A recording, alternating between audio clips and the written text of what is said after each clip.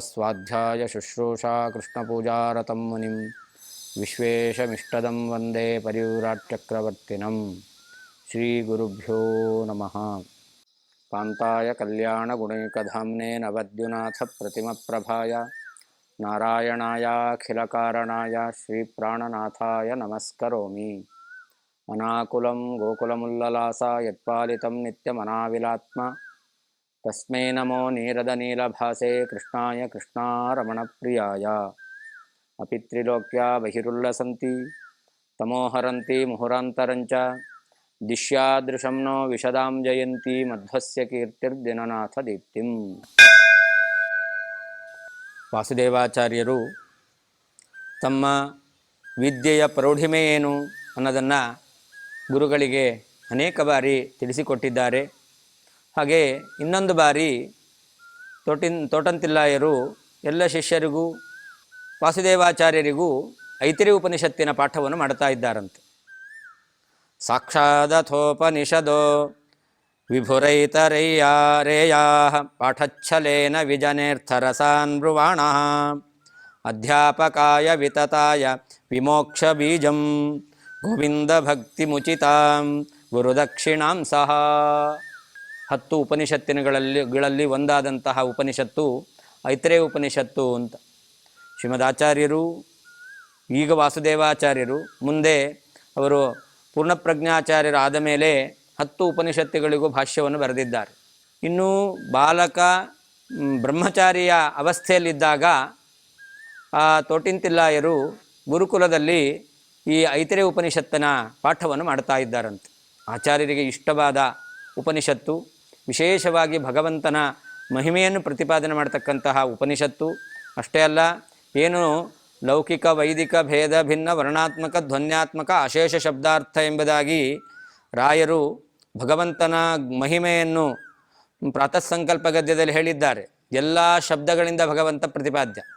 ಲೋಕದಲ್ಲಿ ವೇದದಲ್ಲಿ ಇರತಕ್ಕಂಥದ್ದು ಧ್ವನ್ಯಾತ್ಮಕ ಶಬ್ದ, ವರ್ಣಾತ್ಮಕ ಶಬ್ದ, ಎಲ್ಲದರಿಂದ ಮುಖ್ಯ ಪ್ರತಿಪಾದ್ಯ ಎಂಬತಕ್ಕಂಥ ಅಂಶವನ್ನು ಆ ಐತರೇಯ ಉಪನಿಷತ್ತು ನಿರೂಪಣೆ ಮಾಡ್ತಾ ಇದೆ. ಹೀಗೆ ಸಕಲ ವೇದ ಪ್ರತಿಪಾದ್ಯ ಪರಮಾತ್ಮ ಎಂಬತಕ್ಕಂತಹ ಮಹಿಮೆಯನ್ನು ಹೇಳ್ತಕ್ಕಂತಹ ಭಗವಂತನ ಗುಣಪೂರ್ಣತ್ವವನ್ನು, ಅನೇಕ ಅಲೌಕಿಕವಾದಂತಹ ಗುಣಗಳನ್ನು, ಮಹಿಮೆಯನ್ನು ವರ್ಣನೆ ಮಾಡ್ತಕ್ಕಂಥ ಉಪನಿಷತ್ತಿನ ಪಾಠವನ್ನು ಆ ಗುರುಗಳು ಮಾಡ್ತಾ ಇದ್ದಾರೆ.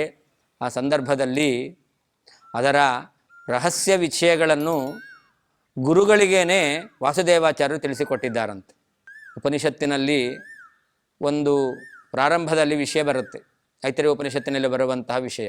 ಇದರಲ್ಲಿ ಯಾರು ಈರಪಾದರು ಇದ್ದಾರೋ ಅವರೆಲ್ಲ ವಾಯುದೇವರನ್ನು ದ್ವೇಷ ಮಾಡಿ ಅಂಧಂತಮಸ್ಸನ್ನು ಹೊಂದಿದ್ದಾರೆ ಎಂಬುದಾಗಿ ಉಪನಿಷತ್ತು ಹೇಳುತ್ತಾ ಇದೆ. ಅಲ್ಲಿ ಆಚಾರ್ಯರು ಈ ಉಪನಿಷತ್ತಿಗೆ ಭಾಷ್ಯವನ್ನು ಮುಂದೆ ಬರೆಯುವಾಗ ಈ ಶಬ್ದದ ಅರ್ಥವನ್ನು ಬಹಳ ಸುಂದರವಾಗಿ ನಿರೂಪಣೆ ಮಾಡಿದ್ದಾರೆ. ಈರಪಾದರು ಅಂದರೆ ಯಾರು ಅಂತ ಸರಿಯಾಗಿ ಅರ್ಥ ಆಗೋದಿಲ್ಲ. ಕೆಲವರೆಲ್ಲ ಈರಪಾದರು ಅಂತಂದರೆ ವಾಯುದೇವರು ಅಂತ ಅರ್ಥ ಮಾಡಿದ್ದಾರೆ. ಆದರೆ ಈರಪಾದರು ಅಂತಂದರೆ ವಾಯುದೇವರು ಅಂತ ಅರ್ಥ ಅಲ್ಲ. ವಾಯುದೇವರು ಅಂಧಂತಮಸ್ಸಿಗೆ ಹೋದರು ಅಂತ ಅರ್ಥ ಆಗಿಬಿಡುತ್ತೆ. ಹಾಗಾದರೆ ಈರಪಾದರು ಅನ್ನೋ ಶಬ್ದಕ್ಕೆ ಏನು ಅರ್ಥ ಮಾಡಬೇಕು ಅಂತ ತಿಳಿಯೋದಿಲ್ಲ. ಲೋಕದಲ್ಲಿ ಶ್ರೀಪಾದರು, ಶ್ರೀಚರಣರು ಅಂತ ಹೇಳ್ತೇವೆ. ಹಾಗೆ ಪಾದ ಶಬ್ದ ಇರೋದರಿಂದಾಗಿ ಇಲ್ಲಿಯೂ ಕೂಡ ಈರ ಮತ್ತು ಪಾದ, ಈರ ಅಂದರೆ ವಾಯುದೇವರು, ಪ್ರೇರಕರಾದ ವಾಯುದೇವರೇ ಈರಪಾದ ಶಬ್ದವಾಚ್ಯರು ಅಂತ ಮೇಲ್ನೋಟಕ್ಕೆ ಅರ್ಥ ತಿಳಿದು ಬರಬಹುದು. ಆದರೆ ಆಚಾರ್ಯರು ಉಪನಿಷತ್ತು ಹೇಳ್ತಾ ಇದೆ, ಈರಪಾದರು ಭಗವಂತನನ್ನು ದ್ವೇಷ ಮಾಡುವ ಮೂಲಕ ಅವರು ದುಃಖಮಯವಾದ ಲೋಕವನ್ನು ಹೊಂದಿದ್ದಾರೆ ಅಂತ. ಹಾಗಾದರೆ ಈರಪಾದರು ಅಂದರೆ ಯಾರು ಅಂತ ಪ್ರಶ್ನೆ ಬರುತ್ತೆ. ಅದಕ್ಕೆ ಆಚಾರ್ಯರು ವಾಯುದೇವರು ಅಂತಂದರೆ ಅವರಲ್ಲಿ ಮುಖ್ಯವಾಗಿ 4 ಗುಣಗಳು ತುಂಬಿದೆ ಅಂತ. ಜ್ಞಾನ, ಭಕ್ತಿ, ವೈರಾಗ್ಯ ಮತ್ತು ಐಶ್ವರ್ಯ ಎಂಬತಕ್ಕಂತಹ 4 ಗುಣಗಳು ವಾಯುದೇವರಲ್ಲಿ ತುಂಬಿದೆ. ಪಾದ ಅಂದರೆ 4ನೇ ಒಂದು ಭಾಗ ಅಂತ ಅರ್ಥ. ಹಾಗಾದರೆ 4 ಗುಣದಲ್ಲಿ ಯಾರು ವಾಯುದೇವರಲ್ಲಿರ್ತಕ್ಕಂತಹ 4 ಗುಣಗಳಲ್ಲಿ ಒಂದು ಭಾಗವನ್ನು ಮಾತ್ರ ಪಡೆದಿದ್ದಾರೋ ಅವರು ಈರಪಾದರು ಅಂತ. ಜ್ಞಾನ ಇಲ್ಲ, ಭಕ್ತಿ ಇಲ್ಲ, ವೈರಾಗ್ಯ ಇಲ್ಲ, ಕೇವಲ ಐಶ್ವರ್ಯ ಎಂಬತಕ್ಕಂತಹ ಒಂದು ವಾಯುದೇವರಲ್ಲಿರ್ತಕ್ಕಂಥ ಗುಣವನ್ನು ಯಾರು ಹೊಂದಿದ್ದಾರೋ ಅವರು ಈರಪಾದರು ಅಂತ ಆಚಾರ್ಯರು ಈ ವಾಯುದೇವರ ಮಹಿಮೆ ಏನು, ಆ ವಾಯುದೇವರಲ್ಲಿರ್ತಕ್ಕಂತಹ ಒಂದನ್ನು ಮಾತ್ರ ಯಾರು ಅವಲಂಬಿಸ್ತಾರೋ ಅಂಥವರು ದೈತ್ಯರು, ಅವರು ದುಃಖಮಯವಾದ ಲೋಕವನ್ನು ಹೊಂದಿದ್ದಾರೆ ಎಂಬುದಾಗಿ ವ್ಯಾಖ್ಯಾನ ಮಾಡಿದ್ದಾರೆ. ಹೀಗೆ ಸರ್ವೇ ಘೋಷಾಃ ಸರ್ವಾಹ ರುಚಃ ಏಕೈವ ವ್ಯಾಘೃತಿ ಎಂಬುದಾಗಿ ಆ ಉಪನಿಷತ್ತು ಹೇಳುವ ಮೂಲಕ ಪ್ರಾಣರುಚ ಇತ್ಯೇವ ವಿದ್ಯಾತ್, ಎಲ್ಲವೂ ಕೂಡ ಪ್ರಾಣಶಬ್ದವಾಚ್ಯನಾದ ಎಲ್ಲರನ್ನೂ ನೇಮನ ಮಾಡ್ತಕ್ಕಂಥ ಸರ್ವೋತ್ತಮನಾದ ಪರಮಾತ್ಮನನ್ನು ಅದು ಹೇಳ್ತಾ ಇದೆ. ಏಕೈವ ವ್ಯಾಹೃತಿ, ವ್ಯಾಹರಣಂ ಅಂದರೆ ಪರಮಾತ್ಮನನ್ನು ಸಕಲ ವೇದಗಳು ಹೇಳ್ತಾ ಇದೆ ಎಂಬುದಾಗಿ ಉಪನಿಷತ್ತು ಹೇಳ್ತಾ ಇದೆ. ಇಂತಹ ಉಪನಿಷತ್ತನ್ನು ಪಾಠ ಮಾಡುವಂತಹ ಕಾಲದಲ್ಲಿ ಆಚಾರ್ಯರು ಅವರಿಗೆ ಅಧ್ಯಾಪಕಾಯ ವಿತತಾರ ವಿಮೋಕ್ಷ ಬೀಜಂ ಅಂತ ಏಕಾಂತದಲ್ಲಿ ಆಚಾರ್ಯರು ಗುರುಗಳಿಗೆ ಅದರ ರಹಸ್ಯವನ್ನು ತಿಳಿಸ್ತಾ ಇದ್ದಾರಂತೆ. ತನ್ಮೂಲಕ ಆ ಗುರುಗಳಿಗೆ ಮೋಕ್ಷ ಯೋಗ್ಯವಾದಂತಹ ಜ್ಞಾನವನ್ನು ಕೊಟ್ಟಿದ್ದಾರೆ. ಅದರಿಂದ ಮೋಕ್ಷವನ್ನು ಪಡೆಯಲಿಕ್ಕೆ ಬೇಕಾಗಿರ್ತಕ್ಕಂತಹ ಆ ತತ್ವಜ್ಞಾನವನ್ನು ಅವರು ಪಡೆದಿದ್ದಾರಂತೆ. ಜೊತೆಯಲ್ಲಿ ಗೋವಿಂದ ಭಕ್ತಿ ಮುಚಿತಾಂ, ಜ್ಞಾನ ಭಕ್ತಿಗಳು ಭಗವಂತನನ್ನು ಹೊಂದಲಿಕ್ಕೆ ಮುಖ್ಯವಾಗಿರ್ತಕ್ಕಂಥ ಸಾಧನಗಳು. ಆ ತೋಟಂತಿಲ್ಲಾಯರಿಗೆ ಆ ವಾಸುದೇವಾಚಾರ್ಯರು ಐತರೇ ಉಪನಿಷತ್ತನ್ನು ಉಪದೇಶ ಮಾಡುವ ಮೂಲಕ ಅವರಿಗೆ ವಿಶೇಷವಾದಂತಹ ಜ್ಞಾನ ಭಕ್ತಿಯನ್ನು ಅನುಗ್ರಹಿಸಿದ್ದಾರೆ ಎಂಬುದಾಗಿ ಹೀಗೆ ಆಚಾರ್ಯರ ಮಹಿಮೆಯನ್ನು ವರ್ಣನೆ ಮಾಡಿದ್ದಾರೆ. ಆಗ ಆಚಾರ್ಯರನ್ನು ಪ್ರಾರ್ಥನೆ ಮಾಡ್ತಾ ಇದ್ದಾರಂತೆ.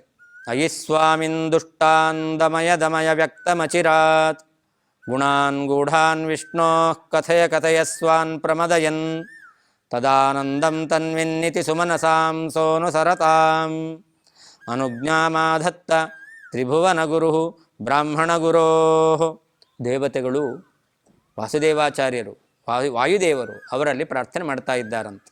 ಲೋಕದಲ್ಲಿ ನಿರ್ಗುಣ ನಿರಾಕಾರ, ಶಬ್ದ ಪ್ರತಿಪಾದ್ಯನಲ್ಲ, ಶಬ್ದ ಅವೇದ್ಯ ಅನಿರ್ವಾಚ್ಯ, ಈ ರೀತಿಯಲ್ಲಿ ಭಗವಂತನನ್ನು ಎಲ್ಲರೂ ತುಂಬ ಪ್ರಚಾರ ಮಾಡ್ತಾ ಇದ್ದಾರೆ. ಇಂತಹ ವೇದಗಳಲ್ಲಿ ಪ್ರತಿಪಾದ್ಯನಾಗಿರ್ತಕ್ಕಂಥ ಪರಮಾತ್ಮನನ್ನು ಅವನು ನಿರ್ಗುಣ ನಿರಾಕಾರ ಎಂಬುದಾಗಿ ವೇದಗಳಿಗೆ ಅರ್ಥ ಹೇಳುವ ಮೂಲಕ ಈ ಜಗತ್ತಿನಲ್ಲಿ ಯಾರು ಈ ಭಗವಂತನ ನಿರ್ಗುಣತ್ವವನ್ನು, ಭಗವಂತನ ಶಬ್ದ ಅವಾಚ್ಯತ್ವವನ್ನು ಪ್ರಸಿದ್ಧಿಪಡಿಸ್ತಾ ಇದ್ದಾರೋ ಅಂತಹ ವ್ಯಕ್ತಿಗಳನ್ನು ದುಷ್ಟಾನ್ ದಮಯ, ನೀವು ಒಳ್ಳೆಯ ಶಾಸ್ತ್ರವನ್ನು ರಚನೆ ಮಾಡುವ ಮೂಲಕ ಅವರ ಈ ಮಾತುಗಳಿಗೆ ಪ್ರಚಾರಕ್ಕೆ ಸರಿಯಾದ ಉತ್ತರವನ್ನು ಕೊಡಬೇಕು. ಅದು ಹೇಗೆ ಅದನ್ನು ಹೇಳ್ತಾರೆ.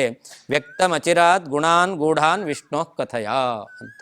ವೇದಗಳಲ್ಲಿ ನಿರೂಪಿತವಾಗಿರತಕ್ಕಂತಹ ಯಾವ ಪರಮಾತ್ಮನ ಗುಣಗಳಿದೆ ಅವುಗಳನ್ನು ಎಲ್ಲರಿಗೂ ಚೆನ್ನಾಗಿ ಅರ್ಥ ಮಾಡಿಕೊಳ್ಳುವ ರೀತಿಯಲ್ಲಿ ನೀವು ಆ ವೇದ ಮಂತ್ರಗಳ ಅರ್ಥವನ್ನು ತಿಳಿಸಿಕೊಡಬೇಕು. ತನ್ಮೂಲಕ ಪರಮಾತ್ಮ ಗುಣಪರಿಪೂರ್ಣನಾಗಿದ್ದಾನೆ, ಪರಮಾತ್ಮ ಅವನು ಸರ್ವಜ್ಞನಾಗಿದ್ದಾನೆ, ಸರ್ವೋತ್ತಮನಾಗಿದ್ದಾನೆ ಎಂಬುದಾಗಿ ಆ ಪರಮಾತ್ಮನ ಮಹಿಮೆಯನ್ನು ಜಗತ್ತಿನಲ್ಲಿ ಪ್ರಚಾರಕ್ಕೆ ತರಬೇಕು ಎಂಬುದಾಗಿ ಆ ದೇವತೆಗಳು ಪ್ರಾರ್ಥನೆ ಮಾಡ್ತಾ ಇದ್ದಾರಂತೆ. ತನ್ಮೂಲಕ ಸ್ವಾನ್ ಪ್ರಮದಯನ್, ಯಾರು ಸಜ್ಜನರಿದ್ದಾರೋ ಅವರಿಗೆ ಆನಂದವನ್ನು ಸಂತೋಷವನ್ನು ಉಂಟು ಮಾಡಬೇಕು, ಅಂತಹ ಗ್ರಂಥಗಳ ರಚನೆ ನಿಮ್ಮಿಂದ ಆಗಬೇಕು ಎಂಬುದಾಗಿ ಪ್ರಾರ್ಥನೆ ಮಾಡ್ತಾ ಇದ್ದಾರಂತೆ. ಸುಮನಸಾಂ ಸೋನು ಸರತಾಂ, ಆಚಾರ್ಯರ ಅನುಯಾಯಿಗಳಾದಂಥ ದೇವತೆಗಳು ಆ ವಾಸುದೇವಾಚಾರ್ಯರಲ್ಲಿ ಪ್ರಾರ್ಥನೆ ಮಾಡ್ತಾ ಇದ್ದಾರೆ. ಹೀಗೆ ಆಚಾರ್ಯರು ಗುರುಕುಲದಲ್ಲಿ ಅಧ್ಯಯನ ಮಾಡುವಂತಹ ಕಾಲದಲ್ಲಿ ಈ ದೇವತೆಗಳ ಶಾಸ್ತ್ರ ನಿರ್ಮಾಣ ಆಗಬೇಕು ಎಂಬತಕ್ಕಂತಹ ಒಂದು ಅಪೇಕ್ಷೆಯನ್ನು ಮನಗಂಡು ಆಚಾರ್ಯರು ಗುರುಕುಲದಲ್ಲಿ ಅಧ್ಯಯನವನ್ನು ಮುಗಿಸಿ ಅವರು ಗುರುಗಳಿಂದ ಅನುಮತಿಯನ್ನು ಪಡೆದು ಗುರುಕುಲದಿಂದ ಅವರು ಮನೆಗೆ ತೆರಳುತ್ತಾ ಇದ್ದಾರೆ. ಅನುಜ್ಞಾಮಾದತ್ತ ತ್ರಿಭುವನ ಗುರು ಬ್ರಾಹ್ಮಣ ಗುರೋಹೋ ಅಂತ. ಮೂರು ಲೋಕಕ್ಕೆ ಒಡೆಯರಾದಂಥವರು ಗುರುಗಳಾದವರು ವಾಸುದೇವಾಚಾರ್ಯರು. ಅವರು ಬ್ರಾಹ್ಮಣ ಗುರೋಹೋ ಅನುಜ್ಞಾಮಾದತ್ತ, ಬ್ರಾಹ್ಮಣರಾಗಿ ಗುರುಗಳಾದಂತಹ ತೋಟಂತಿಲ್ಲಾಯರ ಅನುಮತಿಯನ್ನು ಪಡೆದು ಅವರು ಮನೆಗೆ ಹಿಂತಿರುಗಿ ಬಂದಿದ್ದಾರೆ. 5 ವರ್ಷದ ಬಾಲಕ ವಾಸುದೇವ ಉಪನಯನ ಸಂಸ್ಕಾರ ಎಂಬತಕ್ಕಂಥದ್ದು ಮಧ್ಯಗೇಹ ಭಟ್ಟರು ಮಾಡಿದ್ದರು. ಅಂದಿನಿಂದ 11 ವರ್ಷ 6 ವರ್ಷಗಳ ಕಾಲ ಅವರು ಗುರುಕುಲದಲ್ಲಿ ಅಧ್ಯಯನ ಮಾಡಿ ಸಮಗ್ರ ಅಧ್ಯಯನವನ್ನು ಮುಗಿಸಿದ್ದಾರಂತೆ. ಈಗ ತಾನೇ ನಾವು ಮನನ ಮಾಡಿದೆವು. ಅವರ ಅಧ್ಯಯನ ಅದು ಕೇವಲ ಗೊತ್ತಿರಲಿಲ್ಲ ತಿಳ್ಕೊಳ್ಳಿಕ್ಕೆ ಅಂತಲ್ಲ, ಎಲ್ಲರೂ ಗುರುಕುಲದಲ್ಲಿ ಅಧ್ಯಯನ ಮಾಡಬೇಕು ಎಂಬತಕ್ಕಂತಹ ಸಂದೇಶವನ್ನು ಕೊಡಲಿಕ್ಕೋಸ್ಕರ 6 ವರ್ಷಗಳ ಕಾಲ ಗುರುಕುಲದಲ್ಲಿ ಅಧ್ಯಯನ ಮಾಡಿದ್ದಾರೆ. ತಿರುಗಿ ಅವರು ಮನೆಗೆ ಬಂದಿದ್ದಾರಂತೆ. ಇದು ಮಧ್ವಜಯದಲ್ಲಿ ಇಲ್ಲ. ಈ ಸಂದರ್ಭದಲ್ಲಿ ಗುರುಗಳಿಗೆ ಇನ್ನೊಂದು ಲೌಕಿಕವಾದ ಅನುಗ್ರಹವನ್ನು ಮಾಡಿದ್ದಾರೆ ಅಂತ ನಾವು ಆಚಾರ್ಯರ ಮಹಿಮೆಯನ್ನು ಕೇಳುತ್ತೇವೆ. ಇವತ್ತು ಪರ್ಯಾಯ ಉತ್ಸವ ಪ್ರಾರಂಭ ಆಗಬೇಕಾದರೆ ಆ ಪರ್ಯಾಯದ ದಿವಸ ಬೆಳಿಗ್ಗೆ ಮೆರವಣಿಗೆ ಎಂಬತಕ್ಕಂಥದ್ದು ಪ್ರಾರಂಭ ಆಗುತ್ತೆ. ಆ ಮೆರವಣಿಗೆಗೆ ಬರತಕ್ಕಂತಹ ಶ್ರೀಪಾದಂಗಳವರು ಪರ್ಯಾಯ ಪೀಠಾರೋಹಣ ಮಾಡುವವರು ದಂಡತೀರ್ಥದಲ್ಲಿ ಸ್ನಾನ ಮಾಡಿ ಅನಂತರ ಅವರು ಜೋಡುಕಟ್ಟೆಗೆ ಬಂದು ಅಲ್ಲಿ ಪೂಜೆಯನ್ನು ಸಲ್ಲಿಸಿ ಆಮೇಲೆ ಮೆರವಣಿಗೆಯಲ್ಲಿ ಕೃಷ್ಣ ಮಠಕ್ಕೆ ಬರೋದು.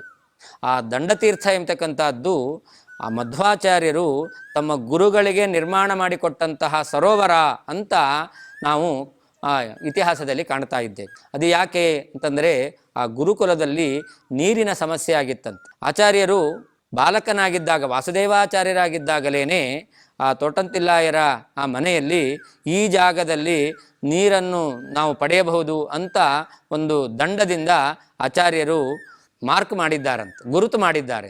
ಹೀಗೆ ಆಚಾರ್ಯರು ಮಾಡಿದಂತಹ ಆ ಪ್ರದೇಶದಲ್ಲಿ ಮಣ್ಣು ತೆಗೆದಾಗ ಆ ನೀರು ಎಂಬತಕ್ಕಂಥದ್ದು ಉಕ್ಕಿ ಬಂದಿದೆಯಂತೆ.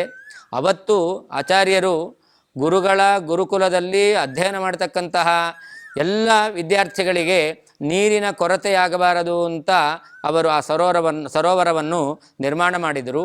ಆ ಸರೋವರದಲ್ಲಿ ಇವತ್ತೂ ಕೂಡ ನೀರು ಎಂಬತಕ್ಕಂಥದ್ದು ಸ್ವಚ್ಛವಾದಂತಹ ನೀರು, ಯಾವತ್ತೂ ಅದು ಬತ್ತಿ ಹೋಗಲಿಲ್ಲ, ಯಾವತ್ತೂ ಆ ನೀರು ತುಂಬೇ ಇರುತ್ತೆ. ಹೀಗೆ ಆ ಗುರುಗಳಿಗೆ ಒಂದು ನೀರಿನ ಅನುಗ್ರಹವನ್ನು ಆಚಾರ್ಯರು ಮಾಡಿದ್ದಾರೆ ಅಂತ ಅದನ್ನು ದಂಡತೀರ್ಥ ಅಂತ ಕರೀತಾರೆ.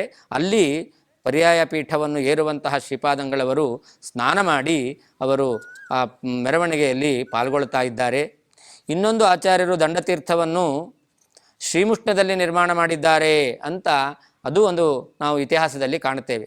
ಶ್ರೀಮುಷ್ಣದಲ್ಲಿ ಇನ್ನೊಂದು ದಂಡತೀರ್ಥ ಇದೆ. ಒಬ್ಬ ಗರ್ಭಿಣಿ, ತುಂಬ ದೂರದಿಂದ ನೀರು ತೆಗೆದುಕೊಂಡು ಬರ್ತಾ ಇದ್ಲಂತೆ. ಅದು ಮುಂದೆ ಆಚಾರ್ಯರು ಸನ್ಯಾಸವನ್ನು ತೆಗೆದುಕೊಂಡ ಮೇಲೆ ಸಂಚಾರಕ್ಕೆ ಹೋದಂಥ ಸಂದರ್ಭದಲ್ಲಿ ಆ ಗೃಹಿಣಿ ತುಂಬ ದೂರದಿಂದ ನೀರನ್ನು ತರ್ತಾ ಇದ್ದಾಳೆ. ಪ್ರದೇಶದಲ್ಲಿ ವಾಸ ಮಾಡುವವರಿಗೆ ನೀರಿನ ಸಮಸ್ಯೆ ಇದೆ ಅಂತ ತಿಳಿದು ಆಚಾರ್ಯರು ಆಗ ಸನ್ಯಾಸವನ್ನು ಸ್ವೀಕಾರ ಮಾಡಿದವರು. ಕೈಯಲ್ಲಿ ದಂಡ ಇತ್ತು. ತಮ್ಮ ದಂಡದಿಂದ ಅಲ್ಲಿ ಸ್ವಲ್ಪ ಕೆರಿತಾರಂತೆ. ಆ ಭೂಮಿಯನ್ನು ಕೆದಕಿದ್ದಾರೆ. ಆ ಭೂಮಿಯಲ್ಲಿ ಆ ಸರೋವರವನ್ನು ತೋಡಿದಾಗ ಅಲ್ಲಿ ಒಂದು ನೀರು ಉಕ್ಕಿ ಬಂದಿದೆ. ಅದೇ ದಂಡತೀರ್ಥ ಅಂತ ಶ್ರೀಮುಷ್ಣ ಕ್ಷೇತ್ರದಲ್ಲಿ ನಾವು ಕಾಣುತ್ತೇವೆ. ಇದು ಆಚಾರ್ಯರು ಸನ್ಯಾಸವನ್ನು ತೆಗೆದುಕೊಂಡ ಮೇಲೆ ಆ ಊರಿನ ಜನರಿಗೆ ಅನುಗ್ರಹ ಮಾಡಲಿಕ್ಕೋಸ್ಕರ ಇನ್ನೊಂದು ದಂಡತೀರ್ಥವನ್ನು ಕೂಡ ಆಚಾರ್ಯರು ನಿರ್ಮಾಣ ಮಾಡಿದ್ದಾರೆ. ಹೀಗೆ ಆಚಾರ್ಯರು ಗುರುಗಳಿಗೆ ದಂಡತೀರ್ಥ ಎಂಬತಕ್ಕಂಥ ಒಂದು ಸರೋವರವನ್ನು ನಿರ್ಮಾಣ ಮಾಡಿ ಗುರುದಕ್ಷಿಣೆಯ ರೂಪದಲ್ಲಿ ಕೊಟ್ಟು ಮನೆಗೆ ಬಂದಿದ್ದಾರೆ. ಮನೆಯಲ್ಲಿದ್ದಾಗ ತಂದೆಯ ಜೊತೆಯಲ್ಲಿ ತನ್ನ ಗುರುಕುಲ ಅಧ್ಯಯನ ಎಂಬತಕ್ಕಂಥದ್ದು ಮುಗಿದಿದೆ ಅಂತ ಹೇಳ್ತಾ ಮಾತಾಡುವಂಥ ಸಂದರ್ಭದಲ್ಲಿ ಹೇಳ್ತಾರಂತೆ, ಅಪ್ಪ, ಲೋಕದಲ್ಲಿ ಪ್ರಸಿದ್ಧಿ ಇರತಕ್ಕಂತಹ ಏನು ಪರಮಾತ್ಮ ನಿರ್ಗುಣ ನಿರಾಕಾರ ಅಂತ ಇದು ಎಲ್ಲ ಕಡೆಯಲ್ಲೂ ಪ್ರಚಾರದಲ್ಲಿದೆ. ಇದನ್ನು ಖಂಡನೆ ಮಾಡುವಂತಹ ಒಂದು ತತ್ವವಾದವನ್ನು ನಾನು ಜಗತ್ತಿನಲ್ಲಿ ಪುನಃ ಪ್ರಚಾರಕ್ಕೆ ಬರುವ ಹಾಗೆ ಮಾಡಬೇಕು ಎಂಬುದಾಗಿ ತಂದೆಯ ಜೊತೆಯಲ್ಲಿ ಮಾತಾಡ್ತಾ ಇದ್ದಾರಂತೆ. ಇದ್ಯಾಕೋ ಈ ವಿಚಾರ ಸರಿಯಾಗಿ ಕಾಣಿಸ್ತಾ ಇಲ್ಲ. ಅವನನ್ನು ಭಗವಂತ ಅಂತ ಕರೆಯೋದು, ಆದರೆ ಪರಮಾತ್ಮ ಅಂತ ಕರೆಯುವಾಗ ಅವನಲ್ಲಿ ಒಂದೂ ಗುಣ ಇಲ್ಲ, ಅವನು ನಿರಾಕಾರ ಅಂತಂದ ಮೇಲೆ ಆ ಪರಮಾತ್ಮನಲ್ಲಿ ಮಹತ್ವವನ್ನು ನಾವು ಹೇಗೆ ಕಾಣಲಿಕ್ಕೆ ಸಾಧ್ಯ? ಗುಣ ಇಲ್ಲದೆ ಇರತಕ್ಕಂಥ, ಆಕಾರ ಇಲ್ಲದೆ ಇರತಕ್ಕಂಥ ಪರಮಾತ್ಮನನ್ನು ನಾವು ಧ್ಯಾನ ಮಾಡಲಿಕ್ಕಾದರೂ ಹೇಗೆ ಸಾಧ್ಯ? ಅದರಿಂದ ಇದು ಸರಿಯಲ್ಲ. ಇದನ್ನು ಖಂಡನೆ ಮಾಡತಕ್ಕಂತಹ ಒಂದು ವಿಶಿಷ್ಟವಾದಂತಹ ಸಿದ್ಧಾಂತವನ್ನು ಲೋಕದಲ್ಲಿ ನಾನು ಪ್ರಚಾರಕ್ಕೆ ತರಬೇಕು, ಪುನಃ ಪ್ರತಿಷ್ಠಾಪನೆ ಮಾಡಬೇಕು ಎಂಬುದಾಗಿ ನನ್ನ ಆಲೋಚನೆ ಇದೆ ಎಂಬುದಾಗಿ ಆ ವಾಸುದೇವಾಚಾರ್ಯರು ತಂದೆ ಹತ್ರ ಮಾತಾಡ್ತಾರಂತೆ. ಆಗ ಮಧ್ಯಗೇಹ ಭಟ್ರು ನೋಡ್ತಾರೆ, ಜಗತ್ತಿನಲ್ಲಿ ಕೇವಲ ಒಂದು ಪ್ರದೇಶದಲ್ಲಿ ಅಲ್ಲ, ಸಮಗ್ರ ಭಾರತ ದೇಶದಲ್ಲಿಯೇ ಈ ಮಾಯಾವಾದ ಎಂಬತಕ್ಕಂಥದ್ದು, ಭಗವಂತ ನಿರ್ಗುಣ ನಿರಾಕಾರ ಎಂಬತಕ್ಕಂತಹ ಈ ವಾದ ಪ್ರಸಿದ್ಧಿಯಲ್ಲಿದೆ. ಅಂತಹ ಪ್ರಸಿದ್ಧವಾಗಿರ್ತಕ್ಕಂತಹ ವಾದವನ್ನು ನಿರಾಕರಣೆ ಮಾಡಿ ಭಗವಂತನು ಸಗುಣ ಸಾಕಾರ ಸರ್ವೋತ್ತಮ ಎಂಬತಕ್ಕಂತಹ ಈ ವೇದದಲ್ಲಿ ನಿರೂಪಿತವಾಗಿರ್ತಕ್ಕಂತಹ ಪ್ರಮೇಯವನ್ನು ಪ್ರಚಾರ ಮಾಡಬೇಕು ಅಂತಾದರೆ ಅವ್ರು ಹೇಳ್ತಾರೆ, ಅವರೊಂದು ಕೈಯಲ್ಲಿ ಆಟ ಆಡ್ತಾ ಇದ್ದರಂತೆ, ಒಂದು ಕೋಲು ಹಿಡ್ಕೊಂಡು. ಆ ಕೈಯಲ್ಲಿರ್ತಕ್ಕಂತಹ ಕೋಲನ್ನು ತೋರಿಸಿ ಹೇಳ್ತಾರಂತೆ, ನೋಡು, ನೀನು ಹೇಳುವಂತಹ ರೀತಿಯಲ್ಲಿ ತತ್ವವನ್ನು ಪ್ರಚಾರ ಮಾಡ್ತೀಯಾ ಅಂತಾದರೆ ನಿನ್ನ ಕೈಯಲ್ಲಿರ್ತಕ್ಕಂಥ ಕೋಲು ಚಿಗುರಬೇಕು. ಆ ಕೋಲು ಚಿಗುರಿದ್ರೆ ನೀನು ಹೇಳಿರ್ತಕ್ಕಂತಹ ಈ ಮಾತು ಸತ್ಯ ಆಗುತ್ತೆ. ಅರ್ಥಾತ್ ಒಣಗಿದ ಕೋಲು ಚಿಗುರಲ್ಲ, ನೀನು ಹೇಳುವ ರೀತಿಯಲ್ಲಿ ಈ ಭಗವಂತನು ನಿರ್ಗುಣ ನಿರಾಕಾರ ಎಂಬತಕ್ಕಂಥ ವಾದವನ್ನು ನಿರಾಕರಣೆ ಮಾಡ್ತಕ್ಕಂತಹ ಇನ್ನೊಂದು ತತ್ವವಾದ ಎಂಬತಕ್ಕಂಥದ್ದನ್ನು ಪ್ರಚಾರ ಮಾಡಲಿಕ್ಕೆ ಸಾಧ್ಯ ಇಲ್ಲ ಎಂಬುದಾಗಿ ತಂದೆ ಹೇಳಿದ್ರಂತೆ. ಆಗ ವಾಸುದೇವಾಚಾರ್ಯರು ಯೋಚನೆ ಮಾಡ್ತಾರಂತೆ, ಯಾಕಾಗೋದಿಲ್ಲ, ಈ ಕೈಯಲ್ಲಿರ್ತಕ್ಕಂತಹ ದಂಡವೂ ಕೂಡ ಅದು ಚಿಗುರುತ್ತೆ, ನಾನು ಮಾಡಿ ತೋರಿಸ್ತೇನೆ ಎಂಬುದಾಗಿ ತಂದೆ ಹತ್ರ ಅವರು ಸವಾಲು ಹಾಕಿದ್ದಾರಂತೆ. ಈ ಕೈಯಲ್ಲಿರ್ತಕ್ಕಂಥ ಕೋಲು ಚಿಗುರುತ್ತೆ, ಈ ವಾದವನ್ನು ನಾನು ನಿರಾಕರಣೆ ಮಾಡೇ ಮಾಡ್ತೇನೆ, ತತ್ವವಾದವನ್ನು ಪ್ರಚಾರಕ್ಕೆ ತರ್ತೇನೆ ಎಂಬುದಾಗಿ ತಂದೆಯ ಜೊತೆಯಲ್ಲಿ ಮಾತಾಡಿದ್ದಾರೆ ಅಂತ ಆಚಾರ್ಯರು ಗುರುಕುಲದಿಂದ ಅಧ್ಯಯನ ಮುಗಿಸಿ ಬಂದ ಮೇಲೆ ಅವರ ಆಲೋಚನೆ ಹೀಗಿತ್ತು ಅಂತ ವರ್ಣನೆ ಮಾಡಿದ್ದಾರೆ.